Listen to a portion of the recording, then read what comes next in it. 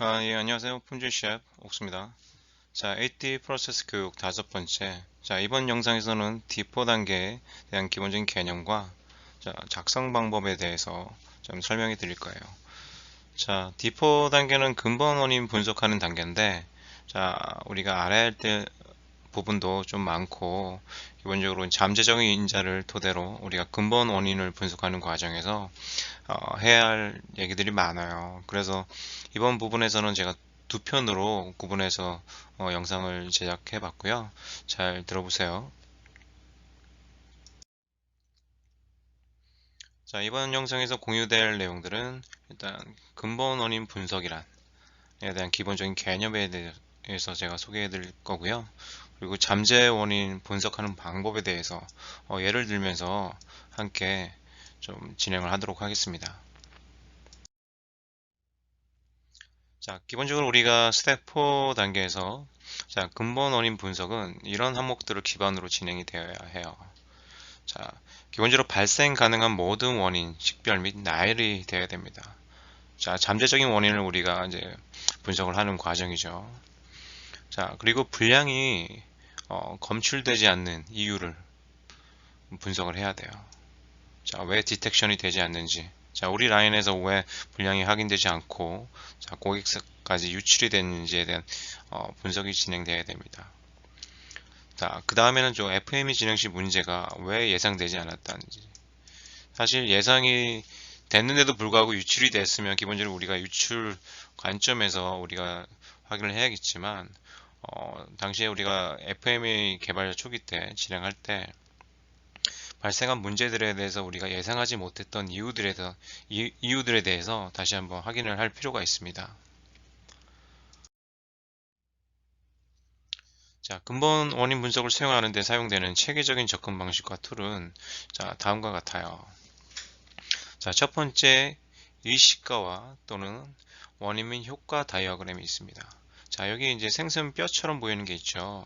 자, 우리가 의식가와 다이어그램이라고 하고 피시본 다이어그램이라고도 해요. 자, 피시본은 생선뼈를 말하는 거죠. 자, 이 생선뼈처럼 생긴 다이어그램을 우리가 이 이시카와 다이어그램이라고도 합니다. 자, 이시카와라는 이름 자체가 좀 들어보면 일본 처럼 들리죠. 일본어가 맞아요. 자, 일본의 이시카라는 분이 이 다이어그램을 만든 분이세요. 그래서 이시카와라는 이름이 붙여졌고, 기본적으로 우리가 잠재적인 원인, 포텐셜 인자들을 확인하기 위해서 사용하는 툴이기도 합니다. 자, 그리고 우리가 이런 잠재적인 원인들이 나왔다면 이런 것들이 원인들이 진짜 맞는지 검증하는 단계. 여러 가지 뭐 제한성 테스트 있고 DOE도 있는데 DOE는 이제 Design of Experiment라고 해가지고요. 실험 계획법이라고도 합니다. 사실 우리가 이제 식스시그마 이제 미니텍 관련해서 사용하는 툴이기도 하고요. 공정 최적화를 위해서 다양한 인자들을 계획해서 우리가 이제 테스트를 하는 과정이기도 하고, 그리고 우리가 예상되는 문제들을 검증해서 재현성을 통해서 검증하는 방법이기도 합니다. 자, 기본적으로 우리가 이제 5Y를 통해서 이제 근본 원인을 분석을 해야 되는데, 가능한 모든 잠재적인 원인에 대해서 분석이 필요해요. 자, 이런 세 가지 방법을 통해서 우리가 근본 원인 분석을 진행을 합니다.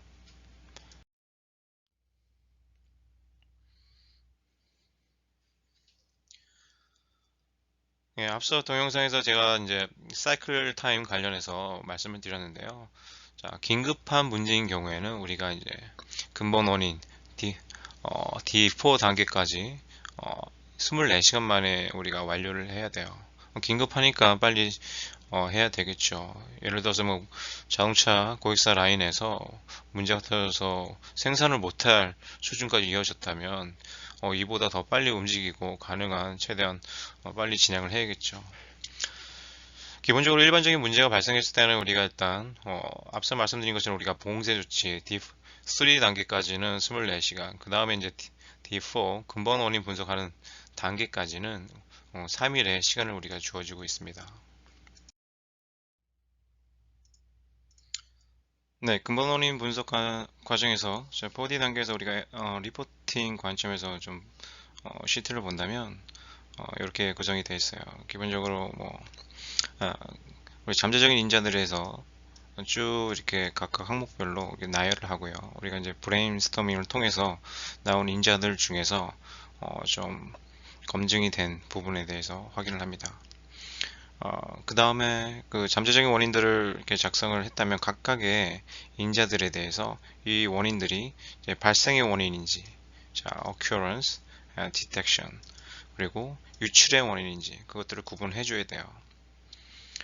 자, 우리가 이제 그 잠재적인 인자들에 대해서 어떻게 검증을 할 것인지에 대한 방법들에 대해서 이 부분에 대해서 작성을 합니다.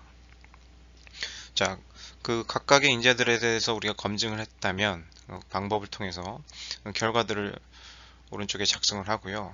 각각의 기여도에 대해서 퍼센티지로 정량적인 부분으로 우리가 작성을 해줘야 돼요. 여기 컨트리뷰션이라고 되어 있죠.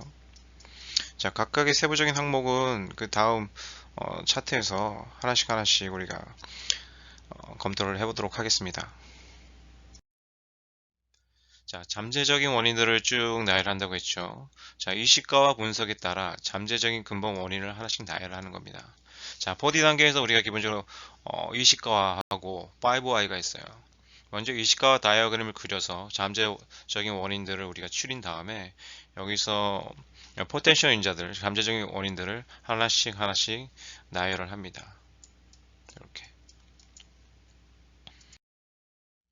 그 다음에 그런 잠재적인 인자들이 실제 원인에 적합한지, 부합한지를 검증하는 방법들을 이렇게 어떻게 보면 검증을 어떻게 할 것인지에 대한 우리가 계획을 하는 거겠죠. 방법에 대해서 구체적으로 이제 작성을 해줍니다. 뭐 어떤 식으로 되어 있냐면 뭐 기본적으로 결함 분석하는 방법들이 있을 거고 공정 매핑, 자 프로세스 매핑이라고 하는데 우리가 기본적으로 프로세스 매핑이 뭐냐면 맵이란 게 우리가 지도라는 뜻이죠. 자 지도처럼 각각의 이제 그 인자 발생한 문제의 현상과 빗대서 가능성이 있는 공정하고 우리가 매칭을 시키는 과정을 우리가 공정 매핑이라고 그래요. 시뮬레이션이라고 되는데 이건 제한성 테스트, 시뮬레이션 테스트. 우리가 이제 이런 조건에서 했을 때 동일한 분량이 발생하는지에 대한 그 제한성 테스트를 합니다. 뭐 등등에 대한 검증 방법을 작성하시면 될 것 같아요. 아까 말씀드린 것처럼 기여도, 문제 발생 원인에 대한 어느 정도 기여를 하는지 각각의 원인에 대해서 해야 되는데 두 가지로 구분을 하셔야 돼요. 자, 발생원인 유치원은 토탈해서 100%가 아니라 자, 발생원인 관점에 대한 항목들에 대해서 토탈 100%, 자, 유출원인 관점에서 우리가 잠재적 원인들이 나왔다면 그런 것들이 토탈 100%가 돼야 됩니다. 무슨 얘기냐면 발생 원인이 뭐 하나, 둘, 세 가지가 있어요. 그러면 얘가 이제 뭐 30%, 얘가 뭐 50%, 얘가 20%, 뭐 토탈 100%가 돼야 된다는 얘기예요. 발생 원인만. 발생 원인만. 나머지 또 유출 원인도 동일하게 뭐 각각 항목이 있으면 퍼센티지를 나눠서 토탈 합이 100%가 돼야 됩니다. 두 가지로 구분하셔서 작성하셔야 됩니다. 자, 리스크 평가 부분이 있는데요. 자, 리스크 평가 부분은 일단 요 부분 먼저 제가 좀 알려드릴게요. 자, 우리가 D3에서 처음 리스크 평가를 진행하고 두 번째 단계에서 이제 4D 단계에서 두 번째 이제 리스크 평가를 하는데 D3에서 작성한 걸 그대로 우리가 카피 앤 페이스트를 하면 안 돼요. 복사해서 그대로 붙여놓으면 안 되고 기본적으로 우리가 왜 4D 단계에서 추가적으로 2차 리스크 평가를 하냐면 일단 원인 분석이 됐으니까 추가적으로 우리가 리스크가 얼만큼 더 나올지 세밀하게 분석이 더 가능해진 상태이기 때문에 그런 거예요. 또 그래서 자 근본 원인 분석 후에 세부적으로 우리가 리스크 평가를 추가적으로 진행을 더 해야 됩니다. 자, 그래서 봉쇄 조치 효과를 확인하거나 그에 따라 조성, 고객의 잠재적 위험 분석 및 확인을 해야 되고 1차 위험평가, 1차 위험평가는 아까 말씀드린 것처럼 우리가 D3 단계에서 했던 리스크 평가랑 비교해서 자 관련 프로세스를 가진 결합 노트의 생산, 매개 변수 기록에 대해 더 세부적으로 초점을 맞춰야 된다는 얘기예요. 또한 우리가 근본 원칙을 통해서 근본에 발생한 문제 제품 외에 다른 데이터 코드, 다른 노트들, 그리고 다른 파트 넘버, 다른 제품들에 대한 리스크 평가를 함께 진행이 돼야 됩니다. 자, 리스크 평가를 할 때는 이제 발생도가 얼만큼 되는지, 자, occurrence, 자, 검출도, D, detection을 모두 고려해야 됩니다. 자, 발생도, 검출도 관련된 부분 우리가 FME 배울 때 나왔죠. SOD, 자, 심각도, 발생도, 검출도. 자, 우리가 불량에 대한 리스크를 평가할 때 기본적으로 이 SOD에 대해서 FME에 대해서 개념이 나오는 SOD에서 개념이 항상 머릿속에 떠올라야 돼요. 자, 심각도는 어느 정도 될 건지, 자, 발생도는 어느 정도 될 건지, 자, 검실도는 어느 정도 될 건지. 저도 자주 잊어먹기 때문에 그러니까 쏘도 그렇게 외웠던 것 같아요. SOD를. 자, SOD 하면 그래서 severity, 심각도, 어, O, occurrence, 발생도, D, detection, 검출도. 그렇게 해서 좀 머릿속에 좀 숙지하시면 좋을 것 같아요. 자, 우리 기본적으로 이제 이 시가화를 어떻게 하는지에 대해서 좀 예제를 같이 볼게요. 자, 기본적으로 우리가 이렇게 발생 원인하고 유출 원인 두 가지로 구분해 가지고 예를 들어서 뭐 우리가 사출물에 윈도우 흑백점이라는 불량이 발생했어요. 여기 쪽에는 가운데에다가 불량명을 적고요. 자, 왼쪽에는 발생 원인에 대한 인자들, 잠재적인 인자들을 각각의 포엠 관점에서 우리가 이렇게 정리를 해놨습니다. 자, 포엠 외에 플러스 제가 이제 5M이라고 했죠. Mother Nature. 자, Mother Nature는 결국 이제 environment, 환경적인 부분이에요. 추가적으로 이 분량 자체가 제품이 이제 사출물이다 보니까 injection molding part, 사출물이다 보니까 자, 몰드. 우리가 몰드라는 얘기는 금형을 말하는 거예요. 금형. 자, 사출 제품은 개발할 때 기본적으로 우리가 금형이라는 툴을 사용해서 사출 제품을 만드는데 자, 금형의 유지 관리나 문제가 생겼을 때도 불량이 많이 발생합니다. 추가적으로 그래서 5M 플러스 이제 금형까지 별도로 추가해서 이렇게 원인 분석을 하고 있는 거예요. 자, 두 가지로 나눴다고 그랬습니다. 발생 원인, 유출 원인 관점에서 5M 그리고 추가적으로 관련된 툴을 추가해서 우리가 이제 각각의 원인 인자들을 이렇게 구성을 한 예제예요. 아주 상세하게 전반적으로 다 고려가 됐고 그렇게 뭐 각각의 내용들은 뭐 문제의 수준에 따라 문제의 현상에 따라 그리고 회사의 그 사정에 따라 내용은 좀 다르겠지만 기본적으로 우리가 각각 전체적인 관점에서 이렇게 고려가 돼야 된다는 얘기예요.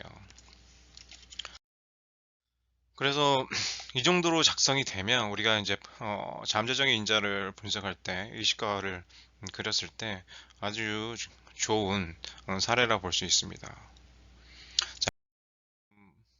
안 좋은 예주를 이따가 다시 볼 건데 왜 이 부분이 우리가 의식화 분석이 좋았는지 좀 확인을 해볼게요. 사전에 기본적으로 이 가정이란 얘기죠. 이런 가정의 상황을 통해서 이런 자료가 나왔겠거니 해가지고 우리가 이제 이런 의식화 분석은 좋다고 판단을 하는 이유입니다. 기본적으로 우리가 잠재적인 원인을 분석할 때는 편협한 생각들을 가지고 우리가 고착된 생각으로 이거다, 이걸 거다 라는 생각으로 하면 안 돼요. 우리가 이제 기본적인 브레인스토밍이라는 개념을 좀 알고 진행을 해야 되는데 브레인스토밍 자체는 제 블로그에도 나와 있는데 자, 그 관련된 문제에 대해서 그냥 떠오르는 생각들을 막 적어내는 거예요. 자, 누구의 방해도 안 받고 관련된 너무 관련이 없으면 안 되겠죠. 적어도 이제 그 문제에 대한 관련된 생각들을 그냥 떠오르는 대로 그 모인 멤버들 모두가 하나씩 하나씩 다 적어내는 거예요. 자, 거기서 이제 우리가 하나씩 추려 나가는 게 결국에는 잠재적인 인재들에서 실제로 치명적인 인재를 뽑아내는 과정인 거죠. 처음에 이런 브레인스토밍 관점에서 우리가 이제 잠재적인 인재를 도출하는 게 굉장히 중요합니다. 앞서 말씀드린 것처럼 편견 없는 원인들을 제시하는 게 되게 또 중요해요. 사실 이런 부분이 어떤 부분에서 좀 많이 생기냐면 그 전문가들이 그 팀 멤버 구성들이 너무 전문가들 그 부분에서 너무 많이 아는 사람들만 모였을 때 많이 발생해요. 뭐 당연히 이런 AT 팀 구성원들이 전문가 집단으로 모여서 하는 게 맞긴 하지만 너무 나만의 생각 그리고 내가 겪었던 생각만 그런 것들이 너무 고착이 돼 버리면 우리가 좀 뭔가 새로운 문제들을 발견해서 실제적인 근본 원인을 찾기가 어려운 부분도 실질적으로 많이 있거든요. 세 번째는 이제 크로스 펑셔널 팀으로 진행했다. 자, 이렇게 진행을 하면 우리가 좋은 의식가와 다이어그램을 만들 수 있어요. 자, 앞서 말씀드린 것처럼 나쁜 예제로 우리가 본다면 좀 앞에 좋은 예자랑 좀 차이가 많이 나죠. 일단 기본적으로 보면 여러 가지 많이 고려가 안 됐어요. 빈칸을 그냥 냅뒀죠. 사실 개인적으로 제가 함께 일하는 협력사분들의 리포트를 초기에 받은 것들을 보면 거의 다 이렇게 작성이 돼 있어요. 사실 어렵거든요. 왜냐면 가장 큰 문제가 현업 관점에서 크로스 펑셔널 업무가 안 돼요. 요거를 작성하는 이제 CS 담당분만 실제 혼자 작성을 하고 하다 보니까 힘에 부딪히는 거죠. 결국에는 AD 근본 원리를 분석을 해가지고 개선하는 게 목적이 아니라 리포트를 작성해서 고객한테 빨리 전달하는 게 이제 우선순위가 되다 보니까 이렇게 될 수밖에 없다는 얘기예요. 그래도 근데 이게 계속 이제 습관적으로 계속 이제 리포트를 이렇게 만들다 보면 이게 계속 이제 개선이 될 수가 없거든요. 적어도 좀 중요한 분량이나 중요한 문제일 경우에는 다 함께 좀 모여서 한두 번 정도는 제대로 한번 만들어 볼 필요는 있어요. 계속해서 검토해서 업데이트하고 하다 보면 좋은 자료들이 이제 각각의 분량마다 하는 게 쌓이다 보면 결국에는 이게 제 각각의 이제 지식 재산이 되는 거예요. 보통 이제 한 2, 3년 주기로 이제 사이클이라고 하는데 분량들이 뭐 새로운 어플리케이션이나 새로운 제품들이 나오지 않는 이상 나오는 분량들은 거의 한정적인 것 같아요. 그러다 보면 이렇게 자료들이 각각의 어, 어, 분량에 대해서 좋은 AD 리포트가 만들어지면 되게 도움이 많이 됩니다. 그냥 뽑았으면 돼요, 사실. 그때 돼서는.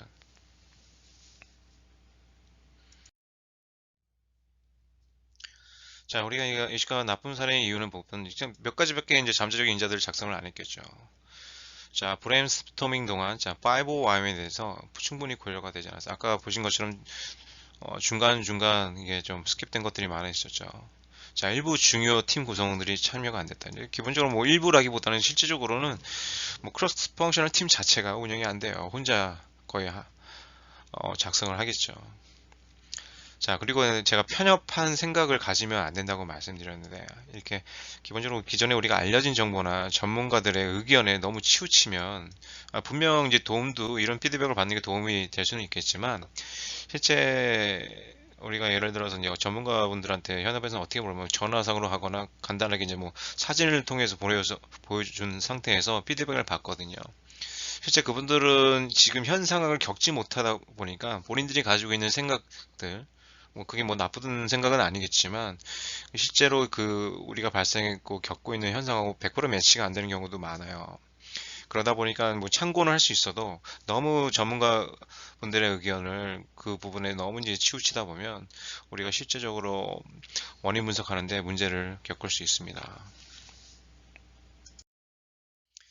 자, 마지막으로 히스토리 오브 이시카와 다이어그램에 대해 있는데, 자, 이분이 이시카와라는 분이세요. 뭐 대단한 분이시죠. 자, 일본 분이시고, 자, 1960년대 일본인 교신 이시카와 카오루 박사에 의해서 자, 이시카와 다이어그램이 대중화되었다고 합니다.